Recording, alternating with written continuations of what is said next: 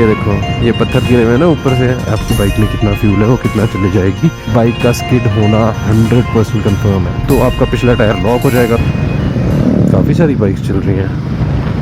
I think there is a group जो weekend enjoy करना चाहते हैं और इसलिए आए हैं। Wow, Continental GT, I love this cafe racer. Meteor भी थी ये। बाइक राइड्स जो होती है ना यार, उसमें सोलो में अपना मज़ा होता है, उसका अपना ही चार्म है for all the different reasons. जो ग्रुप वाली बाइक राइड्स होती हैं उनका अपना ही चार्म होता है। जनरली जब आप शॉर्ट ट्रिप्स होती हैं वो सोलो ज़्यादा इन्जॉय करते हो मोस्ट लाइकली, जहाँ तक मेरे को लगता है। और जब लॉन्ग ट्रिप्स होती है ना, मतलब कई कई डेज तक की, तब आप ग्रुप राइड्स में ज़्यादा इन्जॉय करते हो।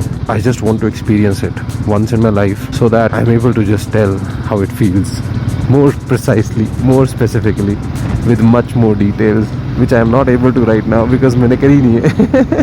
करो ना भाई, क्यों नहीं कर रहे? ये देखो, ये पत्थर गिरे हुए हैं ना ऊपर से अपने आप। जो मैं पहले बात बता रहा था कि सड़क पे आपको ध्यान रखना पड़ता है कौन से मोड़ पे क्या गिरा हुआ मिल जाए या गिरे हुए चीज़ के कारण खड्डा मिल जाए, आप बता नहीं सकते। एक और चीज़ का ध्यान रखना पड़ता है जब आप हिल्स में ड्राइव कर रहे हो, फ्यूल। इंटीरियर्स में ऐसे बहुत इलाके होते हैं जहाँ पे आपको पेट्रोल पंप्स नहीं मिलेंगे और बहुत डिस्टेंस के बाद मिलते हैं। उस टाइम पे इस चीज़ की अवेयरनेस होनी ज़रूरी है कि आपकी बाइक में कितना फ्यूल है, वो कितना चले जाएगी और नेक्स्ट पेट्रोल पंप आपको कहाँ मिलने वाला है।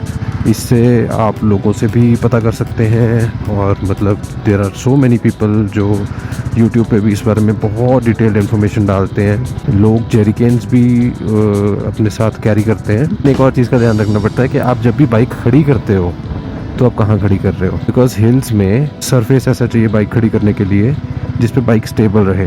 ऐसे बहुत सारे वीडियोस यूट्यूब पे हैं और बहुत अच्छे एक्सपीरियंस राइडर्स के भी हैं जिनकी बाइक्स गिरती हैं सिर्फ इसलिए क्योंकि जिस सरफेस पे खड़ी करी होती है उसका इंक्लाइन अच्छा नहीं है। मेरे साथ भी यही हुआ, एसेंशियली यही हुआ। जो मोड़ होते हैं उसमें रोड्स की बैंकिंग हुई होती है। स्कूल टाइम में हम पढ़ा करते थे, बैंकिंग मतलब एक साइड से रोड जो है वो एलिवेटेड होती है। इसीलिए जनरली आपको जो इसका डबल वाला स्टैंड होता है, बड़े वाला स्टैंड, उस पे तो बाइक को लगाना चाहिए नहीं रोड के आसपास। जैसे ये वाली रोड राइट को टर्न कर रही है तो ये थोड़ी सी राइट को बैंक होगी। आपको एकदम से ये परसीव नहीं होगा, लेकिन जब आप अपनी बाइक को खड़ा करोगे, अगर बड़े स्टैंड पे लगाओगे, तब आपको रियलाइज़ होगा कि बाइक एक साइड को लीन कर रही है। उस कंडीशन में बाइक बहुत अनस्टेबल होती है। गल हक दी कमाई ट्रक दी, बाई जी कोई करदा। ओके। एक चीज़ और बहुत इंपॉर्टेंट होती है जब आप हिल्स पे बाइक राइड कर रहे हो कि रोड पे आपको मिट्टी या फिर ग्रेवल, सैंड, ये सब चीज़ें पड़ी हुई मिल सकती हैं, जिसके कारण आपका सारा का सारा जो है ना, मतलब मोमेंटम, केमिस्ट्री, फिजिक्स सब बदल जाता है।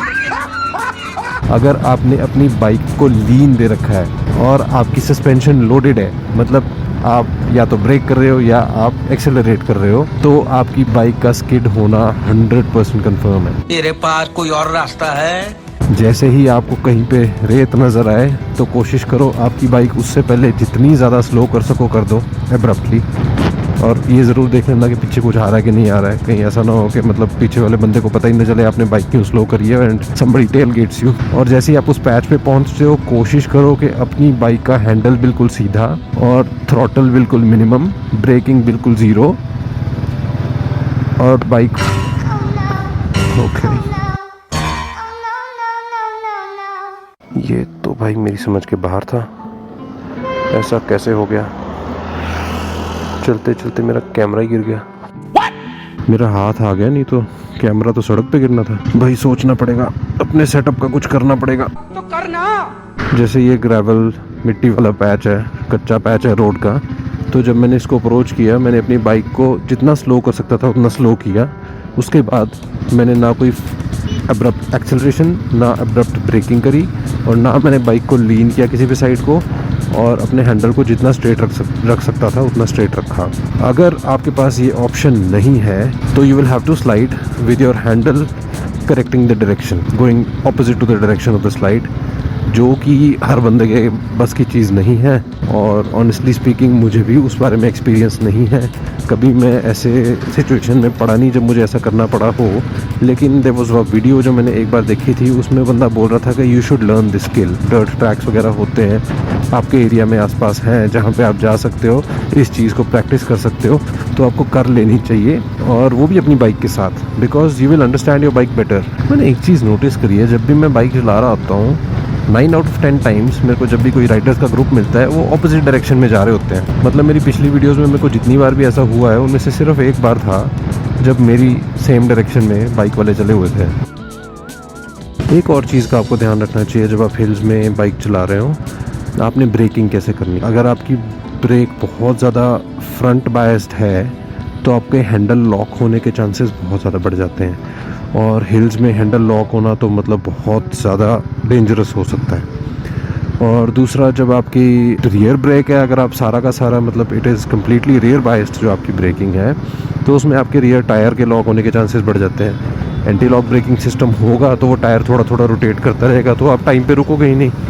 और अगर एंटी लॉक ब्रेकिंग सिस्टम नहीं होगा तो आपका पिछला टायर लॉक हो जाएगा, तो आप एक बहुत ख़तरनाक स्लाइड पे चले जाओगे।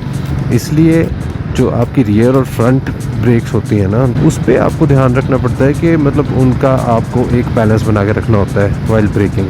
तो जनरली पीपल से कि 70-30 वाला बायस होता है। 70% आप रियर ब्रेक जो होती है उसको यूज़ करो, 30% जो फ्रंट ब्रेक होती है उसको यूज़ करो। मीटियोर में एक चीज़ मैंने ये नोटिस करी है, ऑल्दो दोनों डिस्क्स हैं, दोनों बाई ब्रेक ही हैं ब्रेम्बो की जो सब्सिडरी है, बट जो रियर वाली डिस्क है वो थोड़ी सी सॉफ्ट है, उसकी थोड़ी सी मशी फील है, बहुत ज़्यादा बाइट नहीं है उसमें as compare to the front brake.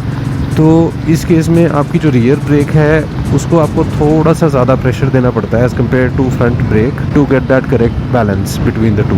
तो ये था मेरा छोटा सा ट्यूटोरियल। मैंने कुछ मिस किया हो तो मुझे बताओ, और अगर कुछ ऐसा है जो आपको ज़्यादा मतलब जिस बारे में आइडिया है जो मुझे नहीं है, ऐसा भी नहीं हो सकता ना कि मेरे को सब कुछ ही पता हो, तो अगर वैसा कुछ भी है तो डू लेट मी नो।